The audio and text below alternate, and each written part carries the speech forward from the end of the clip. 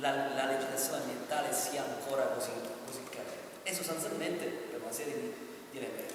Il primo è sicuramente il connubio forte che c'è sempre stato tra l'economia e la politica, per cui insomma i colossi industriali sono nati grazie a soldi pubblici, i petrolchimici sono nati grazie a soldi pubblici, quindi sicuramente questo stretto connubio ha creato le condizioni per la creazione di rendite di potere, di situazioni di potere che si tramutavano anche in consenso elettorale, che ha fatto sì che gli imprenditori abbiano avuto, parte della classe dirigente di questo paese, la libertà di poter produrre senza prendersi in carico i costi che questa produzione creava sull'ambiente e sulla collettività in genere.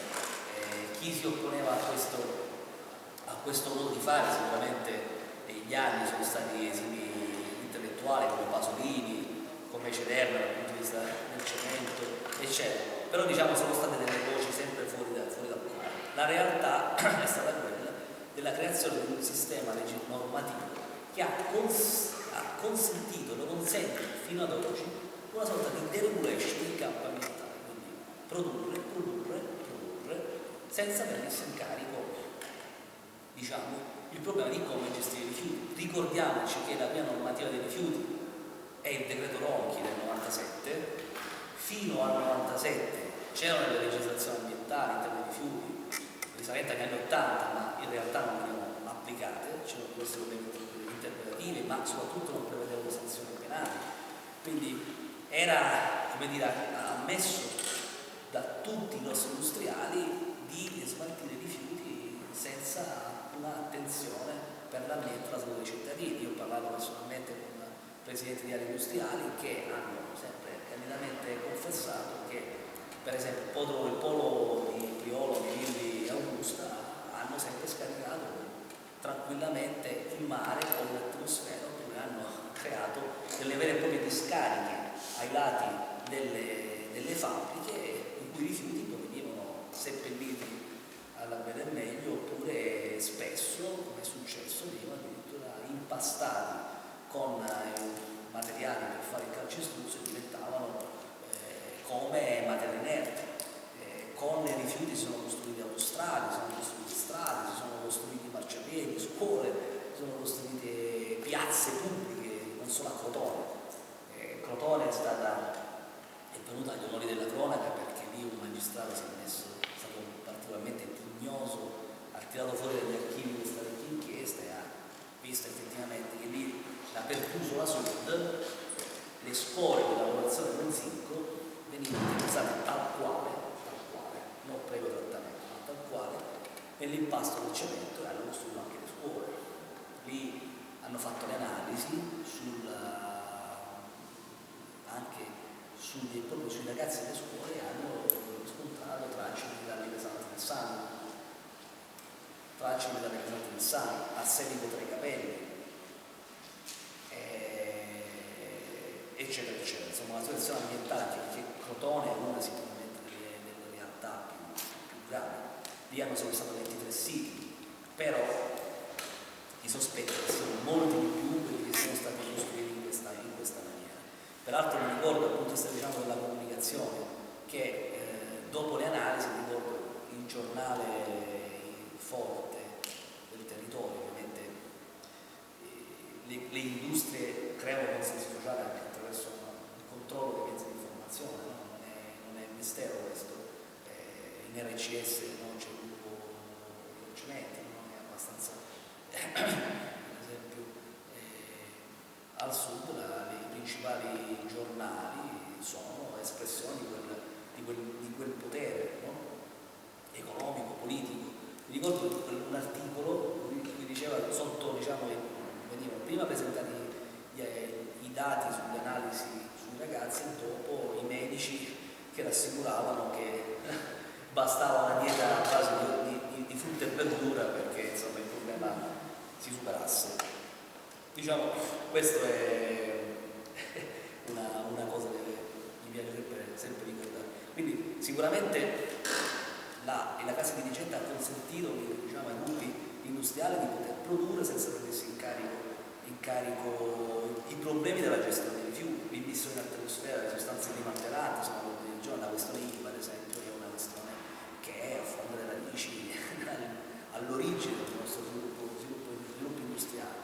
caso di Riva l'unico commento che viene da fare è che come ogni volta, come accade ogni volta su queste questioni, si lascia la magistratura da sola ad affrontare un problema che è un problema di ordine politico, di ordine economico, e si lasciano i magistrati soli a dover applicare la legge, anche quando questa comporta anche dei problemi dal punto di vista occupazionale, eccetera, eccetera. Però quello diciamo, è sicuramente una situazione paradigmatica di come è cresciuto e si è rinforzato il sistema industriale del nostro paese.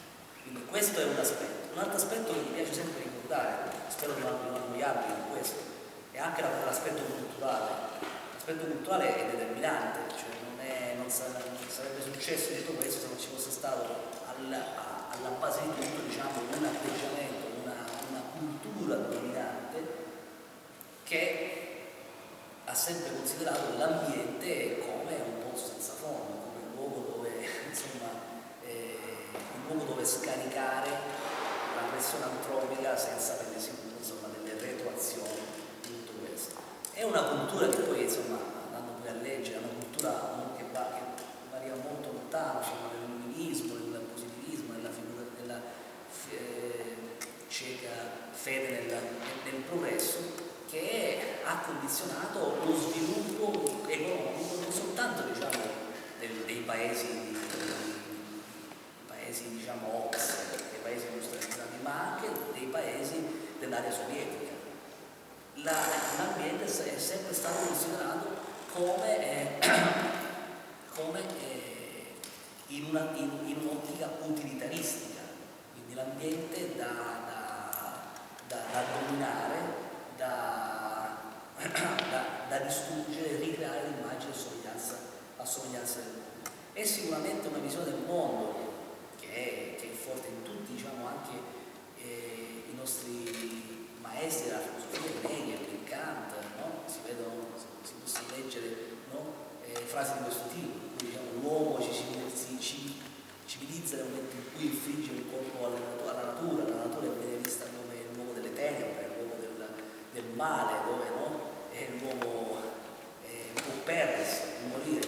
Quindi la civiltà inizia nel momento in cui si ricostruisce l'ambiente all'immagine e somiglianza del mondo.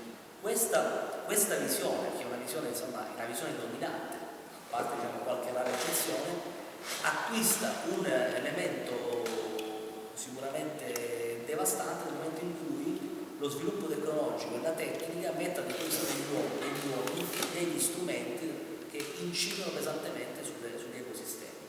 Accanto a questo non si sviluppa un'etica della responsabilità che in qualche modo possa contemperare questa crescita smisurata, questo impatto, questa visione antropologica della natura che non ha avuto nessuna forma di freno. Quindi, diciamo, un aspetto culturale che arriva fino ai giorni nostri.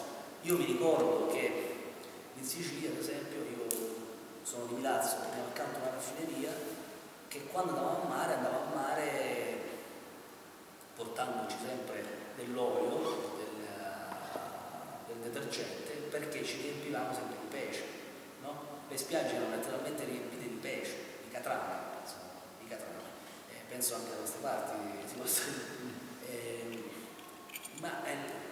cioè, nessuno mai si è lamentato di questo. C'erano le spiagge bellissime, guardano le isole ore riempite di pesce. Noi vivevamo in mezzo alla pesce e io ho considerato fino a tempi recenti, quando ero ragazzino, che fosse un fatto normale, perché non era il prezzo del progresso in qualche modo, quindi non c'era questa coscienza che l'ambiente fosse un luogo da tutelare. Quindi questo elemento qua è un elemento fondamentale. E poi sicuramente la presenza di strutture criminali organizzate, di sistemi criminali, dove le mafie sono un anello della catena, ma non sono, diciamo, le mafie spesso vengono dipinte, forse in questo hanno hanno qualche responsabilità anche i registi, insomma, qualche film che ha sempre dipinto le mafie in maniera molto folcloristica. Sicuramente non rappresentano, diciamo, più che di mafie, dove l'ala militare viene dall'impasto all'opinione pubblica, ai Riina, ai Provenzali, no? Questi Brusca, questi i Viggiani, questi macellai sono sicuramente un aspetto sono l'ala militare di Cosa Nostra, delle mafie, ma non esauriscono il problema delle mafie in quanto tale. È meglio parlare di un sistema criminale che ha soldi a dentellare finalmente le istituzioni e che da quando esiste lo Stato d'Italia sempre si genera, cambia e mira a intercettare segmenti produttivi e a condizionare lo stesso cammino dello Stato a fini di arricchimento e di rafforzamento del proprio potere. Quindi è chiaro che anche per quanto riguarda le mafie, sia nel ciclo del cemento che nel ciclo dei rifiuti, le mafie, come vengono descritte dal diritto e dai magistrati, sono un aspetto del problema, non lo esaurismo. Quindi insomma questi elementi hanno consentito, quindi questo aspetto politico, culturale, questo aspetto economico, questo aspetto criminale, hanno consentito di creare le condizioni affinché il nostro paese sia saccheggiato da questa forma di criminalità ambientale, che si fa forte anche di un'altra cosa, che nel campo dei reati ambientali si può parlare di reati senza vittime. Questa è un'altra cosa che va sempre ricordata, nel senso che se nel caso di reati classici, stupro, omicidio, no? Reati più efferati, le vittime sono chiaramente definibili, nel caso dei reati ambientali questo non accade, perché ovviamente è molto più complesso, molto più complicato andare